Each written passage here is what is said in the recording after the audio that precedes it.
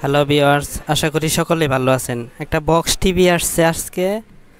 কাস্টমারে আগেও বলছিল আমারে কয়েকদিন আগে যে শেষ শেষ শব্দ করে। আমি বলছিলাম যে অল্প শব্দ করলে চালান, বেশি শব্দ করলে নিয়ে আসেন, কিন্তু আনে নাই। না আনার কারণে অনেক দিন যাবৎ এইভাবে দেখার কারণে এনে ব্রাস্ট হয়েছে। ফ্লাইব্যাকের যে এসটি ক্যাপ আছে, এসটি ক্যাপের মধ্যে স্পায়ার করে দেখেন কি অবস্থা হয়েছে। একবারে এটা তো রিস্ক ছিল, তবু কাস্টমারে দেখতেছিল এইভাবেই। তা আচ্ছা, আমরা এটা একটু খুলি। এখন দেখি পাওয়ারের সমস্যাও, এইভাবে চালানোর কারণে পাওয়ারেরও সমস্যা হয়ে গেছে। দেখেন অবস্থা, একবারে জং পইরা মরিচা পইরা একবারে নষ্ট হয়ে গেছে। এসটি ক্যাপটা পুইরা এভাবে তো চালাইলে টিভি অনেক রিস্ক হয়। বাসা মধ্যে বাচ্চা পোলাপন থাকলে এগুলা অনেক সময় কাজে থাকি আমরা, তখন এই টিভির ভিতরে যদি ফায়ার করে আগুন জ্বলে যায় তাহলে তো অনেক রিস্কের ব্যাপার। তো আমরা এটা এক এক করে খুলবো, খুললে খুললে দেখবো এটা কি। যদি কিছুদিন আগে নিয়ে আসতো শুধু খালি এসটি ক্যাপটা পাল্টাইলেই হইতো, কিন্তু এখন দেখতেছি পাওয়ারেরও সমস্যা। তো দেখি আমরা মিটারটা নেব, এখন মেপে দেখব পাওয়ারটা কতটুকু সমস্যা হয়েছে। এসটি ক্যাপটা আমরা পরে লাগাবো, এটা একটু সাইডে রাখি। ভিউয়ার্স, আমরা যাদের টিভি শেষের একটু একটু আওয়াজ করে, দ্রুত টেকনিশিয়ান দেখাইবেন। যার যার এলাকায় যে টেকনিশিয়ান আছে তাদের কাছে নিয়ে যাবেন, অল্পতেই সেরে দেবে। এই যে দেখছেন ভিউয়ার্স, এখানে পাওয়ারের সমস্যা। এখানে আমি মিটারটা রিডিং ডায়োড মোডে রাখছি, এখানে শর্ট দেখাচ্ছে, জিরো জিরো জিরো দেখাচ্ছে। এখানেও জিরো জিরো দেখাচ্ছে, মানে ট্রানজিস্টরটা শর্ট হয়ে আছে।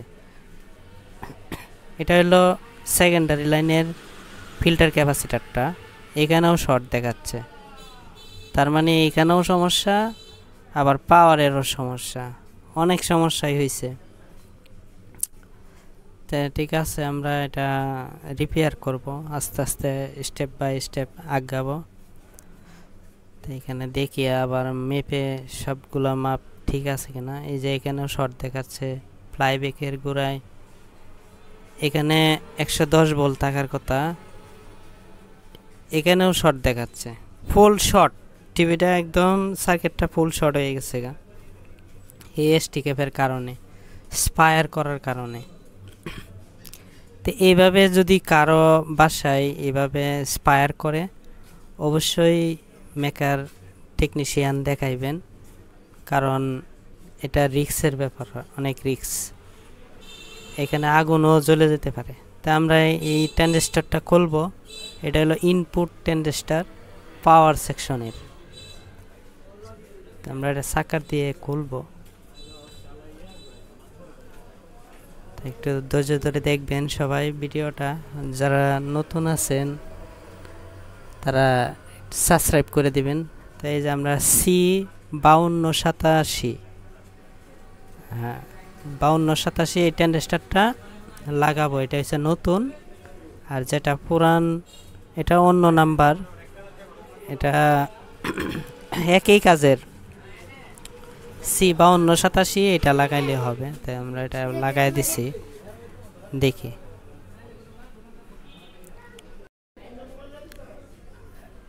হ্যালো ভিউয়ার্স, তা আমরা আবার মেপে দেখব এটা শর্টটা কি গেল কিনা। হ্যাঁ 947 রিডিং আছে। মিটারটা ডায়োড রেঞ্জে রেখে 900, 950, 1000, 1100 থাকতে পারে রিডিং, তাহলে শর্ট নেই। এখন কিন্তু শর্ট নেই। যে 535 এখানে আছে জিরো, এটা হলো ডাইরেক্ট লাইন।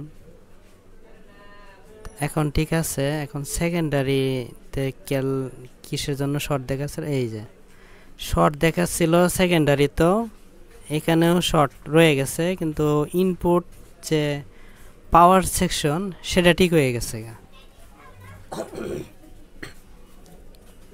সেকেন্ডারিতেও সমস্যা আছে। এখানে আমরা এখানে একটা রেকটিফায়ার আছে, ডায়োড।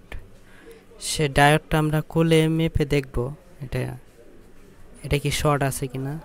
আমরা সাকার দিয়ে একটু খুলে নিই।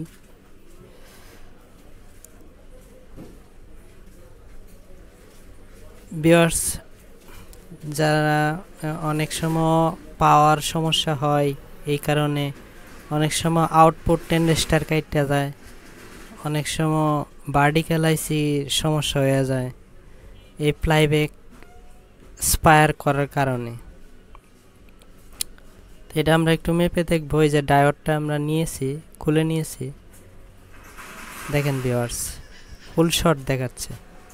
এখানে কিন্তু 400 450 রিডিং থাকার কথা, এখানে কিন্তু রিডিং থাকার কথা 450 500 এরকম হইতে পারে, কিন্তু এখানে দেখাচ্ছে ডাইরেক্ট শর্ট, একদম শর্ট। তা আমরা আরেকটা রেকটিফায়ার ডায়োড নিয়েছি, ডায়োডটা আবার মেপে দেখব কত রিডিং আসে। উল্টা সাইডে এক পাশে রিডিং আসবে, এক পাশে আসবে না, এটাই নিয়ম। এখানে মিটারটা, হ্যাঁ দেখতে পাচ্ছি 469 আছে, 70। এই পাশে রিডিং নেই, তার মানে ভালো আছে। দুনো পাশে যদি রিডিং থাকে, ডায়োডের মাপ দুনো পাশে যদি রিডিং থাকে তাহলে খারাপ। এক পাশে থাকবে, এক পাশে থাকবে না, নিয়মই এটা। তা আমরা এটা আবার লাগাবো রেকটিফায়ার ডায়োডটা, আমরা এটা লাগিয়ে দেব যেখানে আসছিল, যেভাবে আসছিল ওইভাবেই লাগিয়ে দেব।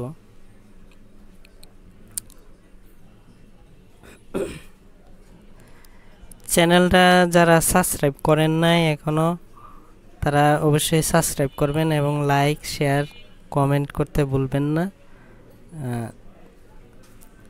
নতুন যারা একদম বিগিনার, যারা কাজ করতে শিখতে ইচ্ছুক, তারা শুধু খালি এই ভিডিওটা দেখবেন। আর অন্যরাও যদি পারেন তাহলে করবেন, এটা তো রিস্কের একটা ব্যাপার হয়। অবশ্যই যারা করবেন বাসায় সিরিজ বোর্ড নিয়ে কাজ করবেন, তাহলে রিস্কটা অনেকটাই কমে যায়। সিরিজ লাগাইলে যে রিস্ক থাকবে না, এই বিষয়টা এরকম না। অনেক সময় সিরিজ থাকলেও শক খাওয়ার আশঙ্কা থাকে। যেমন আমরা এখানে কেটে দিই, এখানে কেটে দিলাম, কারণ এইখান পর্যন্ত নষ্ট হয়ে আছে। আমরা এটা একটু সিলে নিই।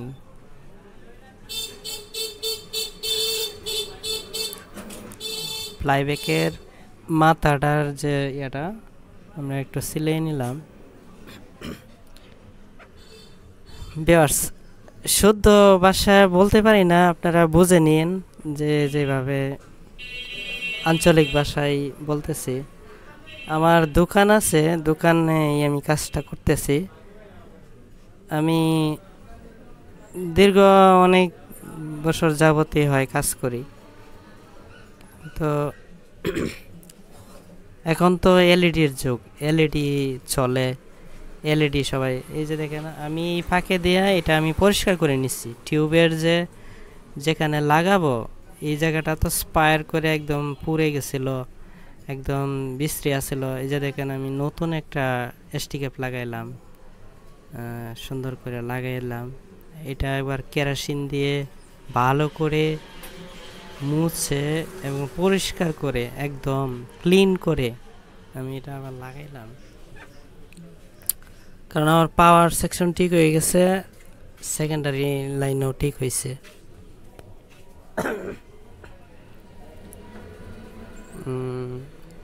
আমি এখন লাইনটা দিয়ে দেখব কি অবস্থা। ডিশটা লাগাই লইলাম ডাইরেক্ট, আমার জানা মতনে হয়েছে, কারণ হইলো এটার কারণে আমি আগে ডিশটা লাগাই লাইছি। দেখেন ভিউয়ার্স, ছবি চলে আসছে। ভিডিওতে এরকমই দেখা যায়, যেমন কাঁপাকাঁপি করতেছে, আসলে বাস্তবে এরকম কোনো কাঁপাকাঁপি নাই। বাস্তবে একদম ক্লিয়ার, ভিডিওতে এরকমই দেখা যায়। তো ভিউয়ার্স, এই যে এসটি ক্যাবগুলা আসলে অনেকের বাসায় শেষের শব্দ করে, এভাবে চালাবেন না বেশি দিন। ইমিডিয়েটলি দ্রুত চেষ্টা করবেন এটা কাজটা করানোর জন্য, কারণ স্পায়ার করে উপর দিয়ে আগুনও। দেখে উপকৃত হলে সাবস্ক্রাইব করবেন, লাইক করবেন, শেয়ার করবেন।